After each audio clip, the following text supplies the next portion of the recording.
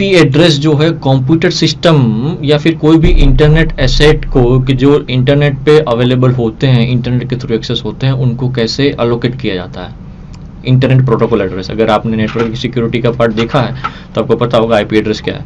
हम IPv4 IPv6 के बारे में भी जानेंगे, कौन सा है V4 क्या है V6 क्या है, लेकिन उससे पहले हम जानेंगे कि asset in the sense computer को कैसे आईपी एड्रेस अलोकेट होता है जब वो इंटरनेट के साथ एक्सेस होता है तो, ठीक है ना। जनरली 4 इंपॉर्टेंट टॉपिक हैं, इंपॉर्टेंट मैटर्स होते हैं। जैसे ही कम्युनिकेट करो इंटरनेट के थ्रू, तो इंटरनेट के थ्रू अगर कम्युनिकेट करो तो नेटवर्क भी एक इम्पोर्टेंट पार्ट है, जिसमें प्राइवेट नेटवर्क, पब्लिक नेटवर्क भी आता है कि भाई आप अपना जो कंप्यूटर सिस्टम अगर ऑफिस वर्क कर रहे हो तो ऑफिस के नेटवर्क एरिया में ही एक्सेस हो पाएगा, outside of the office area network नहीं हो पाएगा। अगर आप मोबाइल से इंटरनेट यूज़ करते हो तो वो जो नेटवर्क होता है वो ऑफिस एरिया वाले के सिवा वाला जो बाहर का आउटसाइड नेटवर्क होता है उसको एक्सेस कर पाते हो। तो वो सारे नेटवर्क्स को पब्लिक नेटवर्क, प्राइवेट नेटवर्क भी बोलते हैं। पब्लिक आईपी, प्राइवेट आईपी, ये भी पूरा इंपॉर्टेंट है। सो ये जो 4 टॉपिक है स्क्रीन पे देख सकते हो, IP address, subnet mask, default gateway and DNS server.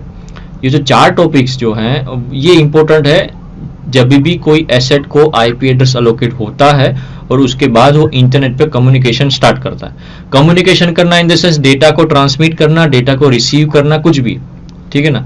So IP address के बारे में तो आपको पता है, इंटरनेट प्रोटोकॉल एड्रेस होता है। सबनेट मास्क भी जो है वो इंपॉर्टेंट है।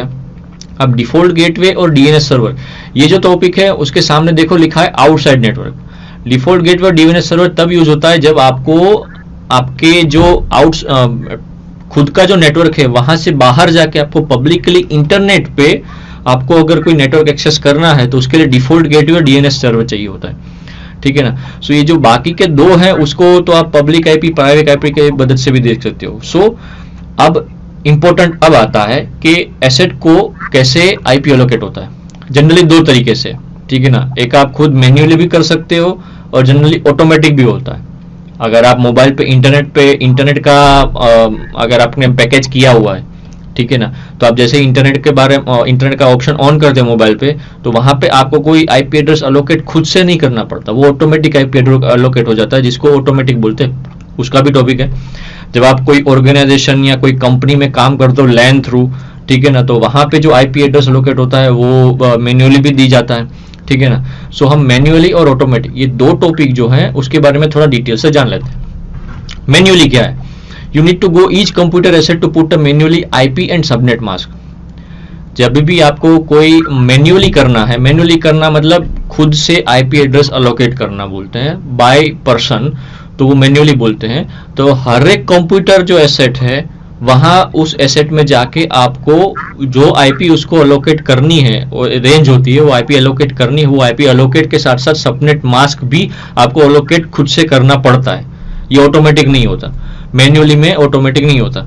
It's better to keep network small. मतलब अगर स्मॉल नेटवर्क होगा ना, मतलब स्मॉल नेटवर्क मतलब 2-3 कंप्यूटर, 5-6 कंप्यूटर, 10-15, 20-25 कंप्यूटर, 250-300, वो सारे बड़े नेटवर्क हो गए। तो ये कंप्यूटर का जो नेटवर्क है, अगर छोटा कंप्यूटर नेटवर्क है तो उसके लिए आप आईपी एड्रेस अलोकेट करके सबनेट मास्क दे सकते हो, वो इजी पड़ेगा। अगर 250, 300, 500 कंप्यूटर एसेट्स हैं, उससे भी ज्यादा एसेट्स है, तो लार्ज नेटवर्क में हर एक एसेट पे आईपी एड्रेस देना, सबनेट मास्क देना, it's not easy way. So small network में अगर आपको आईपी एड्रेस अलोकेट खुद से करना है, आईपी एड्रेस डालना है, सबनेट मास्क नीचे डालना है, तो वो इजी रहेगा मैन्युअली। उसका जो दूसरा नाम है उसका नाम है स्टैटिक आईपी। 2 आईपी होते हैं, स्टैटिक आईपी और डायनेमिक आईपी। स्टैटिक आईपी किसको बोलते हैं? जो मैन्युअली आईपी असाइन करते हैं उसको स्टैटिक आईपी बोलते हैं, जहां पे हमको खुद से आईपी एड्रेस और सबनेट मास्क अलोकेट करना होता है। मैं आपको बताता हूं कैसे होता है। यहां पे स्क्रीन पे देखो, अगर मैं कोई कमांड रन कर रहा हूं, जस्ट 1 मिनट,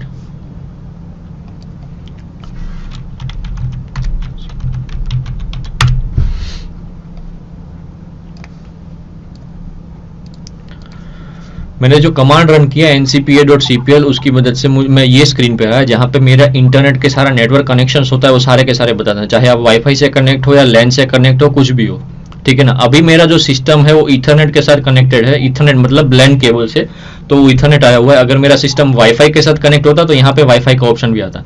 अगर आपको कमांड याद नहीं है तो आप सीधा कंट्रोल पैनल पे जाइए, ऑल कंट्रोल आइटम्स के अंदर नेटवर्क कनेक्शन में जाके अगर देख सकते हो, ये दोनों ऑप्शन अवेलेबल है, ठीक है ना। मैं अभी इंपॉर्टेंट टॉपिक पे जाता हूं कि आप कैसे मैन्युअली आईपी असाइन कर सकते हो। ईथरनेट पे जाके अगर हम प्रॉपर्टीज में जाए और IPv4 जो है वो टीसीपी कनेक्शन बेस पे ही होता है, IPv4 एंड IPv6, ठीक है ना। ये अगर आईपी एलोकेशन जो होता है ना वो टीसीपी कनेक्शन के बेस पे ही होता है, यूडीपी के बेस पे नहीं होता। यूडीपी तभी होता है जब कोई ब्रॉडकास्टिंग करता है, चाहे वो टीवी, जैसे टीवी है, कोई लाइव मैच आ रहा है टीवी पे, या फिर कोई, हाँ ये जो एग्जांपल्स हैं वो यूडीपी के बेस पे होते हैं। और हम इंटरनेट पे कनेक्शन जो कंप्यूटर पे देते हैं वो टीसीपी के बेस पे होते हैं। क्यों? क्योंकि वो इस्टेब्लिशमेंट करना जरूरी है पहले, जब भी इंटरनेट पे कोई डेटा ट्रांसफर हो, डेटा के लिए रिसीव करो तो, राइट। सो अभी हम IPv4 पे जाके उसकी प्रॉपर्टीज में जाएंगे तो आप स्क्रीन पर देख सकते हो, यहाँ पे फर्स्ट ऑप्शन जो है obtain N IP address automatically, obtain DNS server address automatically, right. ये आईपी एड्रेस ऑटोमेटिकली क्या है? मतलब ये डायनामिक आईपी है। जैसे ही मेरा सिस्टम ईथरनेट पे कनेक्टेड हुआ, इसको ऑटोमेटिक आईपी लोकेशन मिल गई। अगर आपको आईपी लोकेशन चाहिए कि मेरा आईपी कौन सा है, तो आप व्हाट इज माय आईपी करके आप देख सकते हो, ये मेरा जो आईपी है ये पब्लिक आईपी एड्रेस है 110.227, ठीक है ना। क्लास ऑफ आईपी एड्रेस के बारे में भी हम जानेंगे। सो अगर मुझे मैन्युअली डालना है आईपी एड्रेस तो क्या करूंगा, use the following IP address पे क्लिक करूंगा और यहाँ पे आईपी एड्रेस में डाल दूंगा मेरा जो भी आईपी एड्रेस। अब कौन सा आईपी एड्रेस डालना है वो इंपॉर्टेंट है। 192.168 वाला आईपी, 10 डॉट वाला आईपी, 169 एक आईपी आता है जिसको अपीपा बोलते हैं, 169.254 वाला, 169.254.x.x। इसके बारे में, ये जो आईपी एड्रेस अगर बाय डिफॉल्ट अलोकेट होता है इसको अपीपा बोलते हैं, ऑटोमेटिक प्राइवेट आईपी एड्रेसिंग। जब भी कोई आपके कंप्यूटर सिस्टम को आईपी एड्रेस अलोकेशन नहीं मिलता मैन्युअली या बाय ऑटोमेटिक, तो कंप्यूटर अपने हिसाब से ही आईपी एड्रेस अलोकेट कर लेता है, जिसको बोलते हैं 169 आईपी। जब भी कोई सिस्टम इथरनेट पे कनेक्टेड होता है और उनको एक आईपी एड्रेस नहीं मिल पाता, फॉर एन एग्जांपल ये आईपी एड्रेस है, मैंने अगर आईपी एड्रेस अगर LAN1 की जो रेंज है वो 10 से स्टार्ट होती है, 10.2.534 कोई भी रैंडम, बाकी XX, बाकी जो दो डेसिमल पॉइंट्स है, जो दो ऑक्टेट्स बोलते हैं इसको, 54 वाला टोटल 4 ऑक्टेट्स होते हैं, 10 2 54, ये चार हैं वो ऑक्टेट्स होते हैं। उसमें से जो 10.2 है ये वाला तो ऑक्टेट सेम रहता है, लेकिन लास्ट के जो 2 ऑक्टेट्स वो बदलते रहते हैं रेंज के हिसाब से, ठीक है ना। फिर उसके बाद हमको सबनेट मास्क भी एलोकेशन करना पड़ता है। सबनेट मास्क क्या है ये भी आपने नेटवर्किंग में जाना होगा, सबनेट मास्क क्या है। सो सबनेट मास्क आईपी एड्रेस के हिसाब से करना पड़ेगा। फिर डिफॉल्ट गेटवे तब आएगा जब आपको आउटसाइड द नेटवर्क यूज करना है। LAN1 के जो डोमेन से बाहर जाके आपको अगर कोई वेबसाइट या कोई नेटवर्क को एक्सेस करना है तब डिफॉल्ट गेटवे आता है, ताकि आपकी जो डेटा की जो ट्रांसमिशन है वो LAN1 के नेटवर्क डोमेन से निकल के कोई दूसरे डोमेन या दूसरे वेबसाइट पे जाता है, उसके लिए डिफॉल्ट गेटवे आता है, ठीक है ना। डीएनएस सर्वर भी आप खुद से डाल सकते हो, जैसे ही आप आईपी एड्रेस डालोगे तो डीएनएस सर्वर डालना पड़ेगा। तो मैन्युअली आईपी अगर असाइन करना हो तो यहाँ पे आके हम इस सिस्टम पे, इस फाइल पे आके IPv4 पे आके हम असाइन करते हैं, तब जाके ये सिस्टम को प्राइवेट या स्टैटिक आईपी हम बोल सकते हैं कि जिस पे हमने सिस्टम को मैन्युअली असाइन किया, राइट। सो यहाँ से मैन्युअली खत्म होता है। ऑटोमेटिक में क्या होता है, obtain N IP address automatically, obtain N IP address automatically, तो ऑटोमेटिक आईपी एड्रेस उसको मिल जाता है जैसे वो इंटरनेट पे कनेक्शन आता है या फिर डोमेन में आता है तो, ठीक है। सो यहाँ ये प्रैक्टिकल था। कमांड है ncpa.cpl। अगर आपको वहाँ पे नहीं जाना है तो आप कंट्रोल पैनल, ये पाथ याद रख लीजिए अगर GUI बेस पे ज़्यादा प्रिफरेबल हो तो, ठीक है।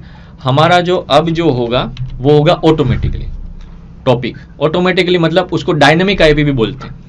ऑटोमेटिकली टॉपिक जो है डायनेमिक आईपी इसलिए बोलते हैं क्योंकि आपको वहाँ पे मैन्युअली आईपी, सबनेट मास्क ये कोई असाइन करने की जरूरत नहीं, ऑटोमेटिक सब कुछ हो जाएगा ये। It can be done through DHCP server. DHCP जो नाम है नीचे आप सेकंड लाइन में देख सकते हो, डायनामिक होस्ट कॉन्फ़िगरेशन प्रोटोकॉल। ये क्या करता है, पूरा आईपी जो है सिस्टम का ऑल ओवर द वर्ल्ड में वो आईपी असाइन करने का और रिमूव करने का काम करता है, मतलब हैंडलिंग करना, वन टाइप ऑफ मैनेजमेंट करना। जब भी आप कोई नेटवर्क में पब्लिक आईपी में जब भी आप अपना कंप्यूटर एसेट कनेक्ट करते हो तो ऑटोमेटिकली DHCP सर्वर थ्रू आपको पब्लिक आईपी मिल जाएगा, आपको कोई मैन्युअली करने की जरूरत नहीं है। अनटिल अनलेस ऑर्गेनाइजेशन और नेटवर्किंग जो कंपनी है या फिर कोई खुद की कंपनी अपना जो आईपी एड्रेस खुद से अलोकेशन करती है, वो बात अलग है। ये पब्लिकली बात हो रही है, कहीं पे भी जाओ ऑल ओवर द वर्ल्ड में, तो डीएचसीपी सर्वर थ्रू आपको एक आईपी अलोकेशन मिलता है। जैसे ही आप वो आईपी, अगर आपने इंटरनेट एक्सेस बंद कर दिया और 1 घंटे बाद वापस से इंटरनेट चालू किया, तो वो आईपी चेंज हो जाएगा। क्यों? क्योंकि जैसे ही आप चेंज होते हो तो तुरंत कोई ना कोई डिवाइस रेडी होता है जिसको आईपी देना पड़ता है। अगर आप 1-2 घंटे के लिए कंटिन्यू रखते हो तो नो डाउट कोई इशू नहीं, लेकिन आपने बंद करके 1-2 घंटे बाद चालू किया वापस अपना मोबाइल इंटरनेट के साथ, तो आपका आईपी एड्रेस चेंज हो सकता है। ठीक है ना।